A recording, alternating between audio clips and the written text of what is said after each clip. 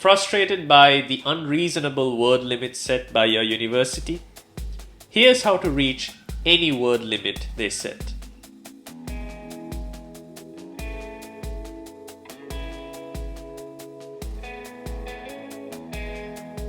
Hi, and welcome to the Law Simplified. I'm Shaveen Bandaranaike.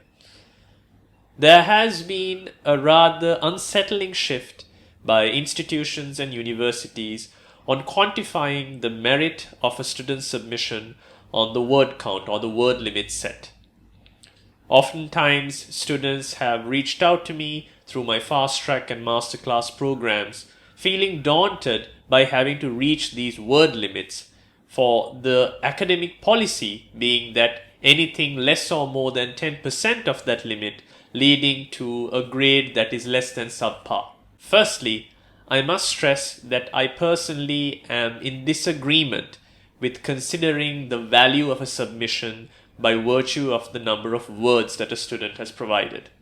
This is not proper academic rigor, and I am not in the mindset of judging a person's ability based on how many words he's able to put down on paper. That being said, sometimes you have to cut the cloak according to the cloth, so to speak, and you must comply before you complain. This video will provide you with the tools necessary to assess the essay or the problem or fact pattern scenario that has been presented to you and achieve the word limit in a manner which is both argumentative, empathetic, and in a method by which an examiner or an institute might not think that you're filling up your response, so to speak, just to hit that word count.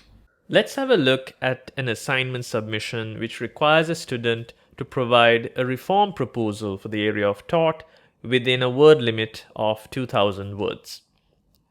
The Law Commission wishes to reform English and Welsh tort law to make it more coherent. It has therefore decided to produce a series of proposals aimed at reforming discrete parts of the law of tort. You have been asked to propose a reform of your own. Write a memo proposing and defending one reform to any area of tort. Now, in this particular submission, your examiner has actually provided a pathway, a roadmap rather, of how you are supposed to present this memo. You are expected to produce a summary of the particular area of tort law that you're addressing, followed by an analysis of the deficiencies you believe that particular area of tort has, and then provide a proposal and a defense of that proposal. Now, what's most important here is firstly to identify the topic or the area of tort law that you feel requires reform, and then determine how you're going to break apart your memo into the 2,000 word requirement. Now, one could argue that you use equal measure, so to speak, in terms of the areas that you're going to signpost and talk about in this assignment, and essentially break the 4 parts down into 500 words apiece. But the problem here is that the 2,000 word limit is ideally meant to be utilized in a manner which is prudent for the memo itself. So, for example, if we are to break this down into the 4 main areas that we would have to talk about, namely the summary of the tort law area that requires reform, an analysis of why reform is necessary, what deficiencies we have seen, the actual proposition of it, and the defense, it's not the best method of going about things to essentially break it into 500 words apiece. For instance, your analysis and the reform component itself might need the lion's share, so to speak, of your discussion, whereas the summary of the particular area of tort as well as the defense might not need as much. This too is a mechanism by which your examiner might be testing out your ability to prioritize and to strategize a particular assessment and presenting of an argument in the context of a memo. The way I would recommend going about this, in other words, to determine how much to write in each section, is to flesh this overall aspect or the overall breakdown of this assessment into more bite-sized pieces. Now, to do this, you might have to go to 2 to 3 tiers of discussion. So let's do that first by breaking these 4 main areas down into more digestible chunks. Essentially, these 4 areas should then be looked at in a more distinctive manner. Now, for this example, I am considering a reform proposition to a particular area of vicarious liability in terms of what amounts to course of employment. If you have yourself done some research on vicarious liability in relation to the law of tort, you might realize that the trajectory or the historical precedence of determining what amounts to course of employment has been relatively fluid. So this is an area that is ripe for reform. Now, in that context, if we consider the summary, for example, we might have to look at what amounts to vicarious liability and the trajectory or the history of how it has developed through common law over time. This then should be followed up by considering the fact that the aspect of course of employment is relatively malleable or flexible because it's rooted in common law, in other words, creating uncertainty. The proposition then would be, at least in this example, to codify vicarious liability, essentially to bring it within legislature. And then you would defend such legislation by not just looking at what it will ultimately achieve locally within the United Kingdom, but also considering how they have addressed this in other parts of the world. Now, mind you, this breakdown alone is also insufficient.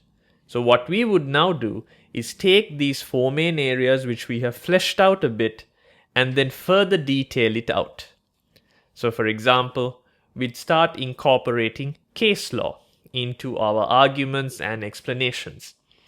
So for instance, the summary where we would talk about vicarious liability and the way it has developed over time would then be enriched with the cases that define vicarious liability, for instance, the tests that have been established over time, how it has evolved, and then finally get into the point of what amounts to course of employment, which is a requirement of establishing vicarious liability, and how it has been addressed by different cases. In this instance, cases like Rose and Plenty, Mattison Pollock, Story and Ashton. Then we move on, for instance, to the analysis, which, as you would notice, takes up a lion's share of our articulation of this assessment, of the memo itself. We look at different parts of course of employment, the uncertainties that it has created, essentially indicating to the examiner the deficiencies in the law at present. This then is followed up with what propositions we have for reform, namely going with codifying of vicarious liability by looking at who amounts to an employee, how exactly the courts can bring in interpretation to assess where course of employment begins and ends, and then maybe even show a sample provision. So, for instance, formulate a particular provision in a fictitious statute, so to speak. Finally, we will have to provide a defense of the argument. Why exactly we are saying that codification is necessary, what it provides, so to speak, and how, for instance, the idea of strict liability should be removed from the fact that employers are being overburdened. The final aspect of this then is to look at it from a cross-border perspective. How do they implement this in other parts of the world? Especially when you consider that the United Kingdom and certain Commonwealth countries employ a common law basis of arguments, whereas certain other countries like South Africa, for instance, have a Roman Dutch philosophy or a principle. Once we have done all of this, the idea is to identify, based on the priorities that we have set for ourselves, how many words are necessary to communicate this to the examiner or the assessor. Now, as I mentioned earlier, from the 4 main areas and what we have fleshed out therein, the analysis and proposition for reform should take the lion's share because that's what's most important in the context of this memo. But the summary and defense on its own also require a certain portion or percentage of the overall word count in order to indicate that it's necessary in order to build our arguments, or the bedrock, the foundation necessary for the remaining components of the assessment or of the memo. The reason why this structure should be made in this way, essentially to have a bird's eye view of the main areas and then flesh it out into more distinct, more granular parts of the memo, is because this gives you a less overwhelming aspect to deal with. More often than not, students are overwhelmed with the fact that they have 2,000 words to cover, and their focus becomes hitting a word count as opposed to addressing the question itself. Right.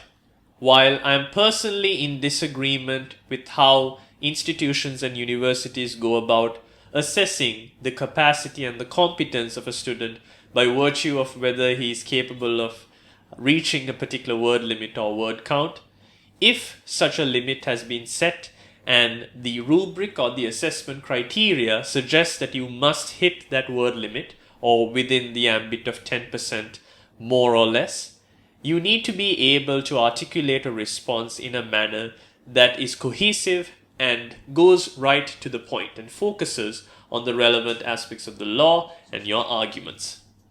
Now, mind you, this technique is something that you should employ irrespective of the word limit. It's something that you can inculcate to any problem solving or essay-based scenario. So the next time that you actually do see a word limit, don't get stressed by it, don't feel intimidated or overwhelmed by it. Be calm, employ the technique that we discussed in this particular video, and you should be able to not just pass, but ace that particular assessment. That being said, until the next time that we meet, have fun, stay safe, and as always, obey the law.